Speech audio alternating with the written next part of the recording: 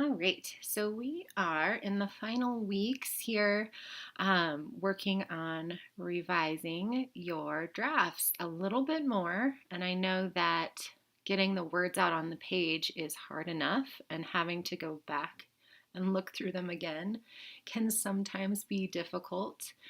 But some of these strategies can be really helpful. And I think if you take just a few days and plan out some good focused work, that can be more helpful than trying to look at all of the articles together and all of the issues at one time. So the first thing I recommend is to go through and look at the feedback that you got from your peers, and Lily or myself, so that you can think about what interpretations readers might be getting from your work. And so that's one of the most important things, is that rhetorical, those rhetorical considerations. How are people responding to the words that you've chosen? Are they able to understand what's being said? Are they able to follow along? So that's really something that's important, is just being aware of your readers and what they need to know and what they don't know yet. So then, with the final project, we want to think about what's worth the most amount of points when we're revising, right? So you could go in and correct all of the commas or all of your sentences, but those are worth, those we call them lower order concerns. They're not worth as much of the overall grade.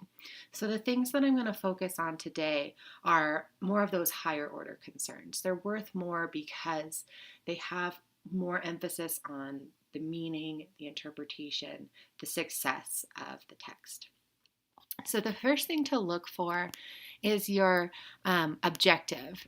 And so we know that you're writing 3,500 words minimum for the course. Now, if you're a little bit under, I'm not going to count off. I would rather you stay where you're at than try to fill it with fluff.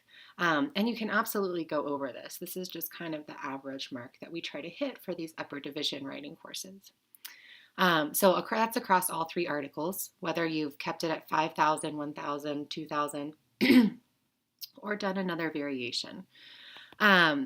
Making sure that you're able to demonstrate writing appropriately for the audience of Scientific American. So you're thinking about your tone, you're not being advocacy, you're not being too self-help, you're not being too personal or casual, but you're also not being that scientific textbook academic article that's too dense. So it's walking a fine line between those two things. And that's what's really challenging in this course, but that's what makes the successful writing for this genre. So that's something to constantly be thinking about when you're revising. So you have a lot of great content, you've done a lot of work. How could you say it in a way that is more appropriate for this audience, that is not too casual? You're not using rehab versus rehabilitation. You're not using so, trying to use as a result instead of so, just kind of making those minor changes. But then you're also aware of the jargon, the scientific words and terms and abbreviations that your readers aren't going to be familiar with. And you're either substituting them completely with simpler terms and ideas, or you're providing both the jargon term and an explanation with it. The next thing is to make sure that you're explaining the science in an appropriate and understandable way. So each article needs to focus on this new and innovative research that's happening within the field. So making sure that you're able to translate that in a way that readers can understand. That doesn't mean that you have to dumb it down.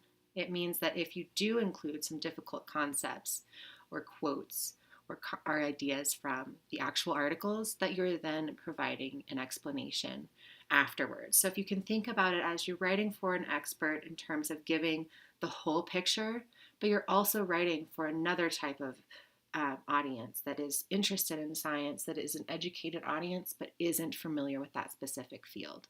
So how can you balance that? How can you include things for both? It's including the quote, it's including that evidence, and also then including a simpler interpretation with it. So if you just have one, the quote, that's a little more difficult, you're only going to reach the expert audience. If you just have the simple interpretation without the quote, then that's only for a less educated audience, and it might be misinterpreted with only that amount of information. So really making sure that you have both. A good checklist, is making sure that you have layered your credentials. So a lot of times in the drafts, I'm seeing that you want to include all of the research and credibility, the researcher's credibility, within the first sentence of their introduction. And this is common because journalistic style citation is not something we have probably ever used before. And so it feels strange to not have that parenthetical academic citation. So we try and put as much information as we can into that first sentence, but really making sure that you're going back and layering in. So in a 2018 article, researchers were looking at this. The researchers, including their first and last name, are experts in biology at this university, period.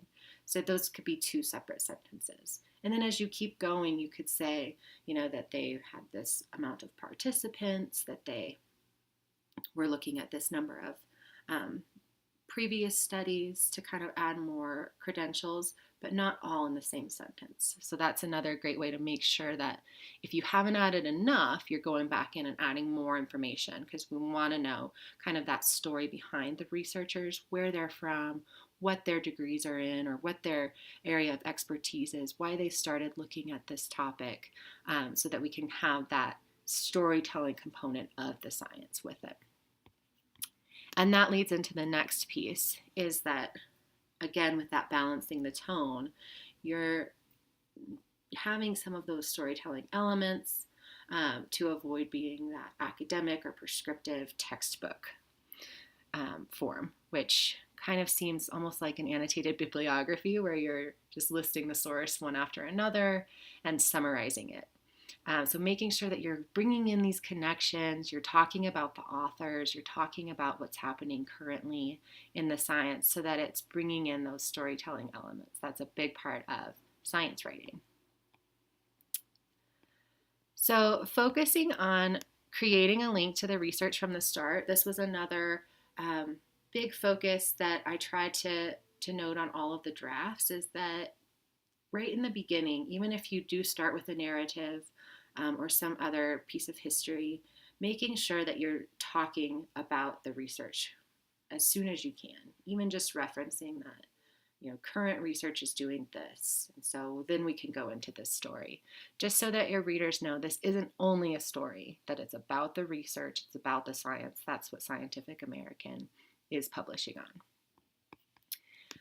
And then also thinking about the layout, and this isn't really the highest order concern, but it is something important that you can go through quickly, and making sure that you're consistent with your fonts, your colors, your borders, the visuals. All of those things make a big difference, because whether an editor is aware of it or not, that's the first thing that they notice when they pick up a paper is it consistently formatted? And they'll notice right away if, one paragraph is tabbed in and another paragraph isn't, if the font shifts from a solid black to a darker gray, or to a different font altogether. All of those things can make something look more or less professional, and consciously or unconsciously, an editor receiving that paper would then have an alternate judgment based on how well that is formatted. So just something that I like to tell students to keep in mind. So also remember that this final project or portfolio is intended to demonstrate that you have put extensive revisions into all 3 of the articles you've written so far. And this is really where the writing and learning and moving to the next level takes place, is that you're looking at all of the ideas that you have. You're thinking about what's the best organization, what other details do I need to add, how can I say this better. That's where you really learn the writing process, and that it's not just let's get it down on the page once and not look at it again, but let's come back to it and let's make it better. So this checklist will be posted on Canvas as well, and I will give you a few more tips in the coming days, but I hope this is helpful for you to consider as you are revising this final week of class.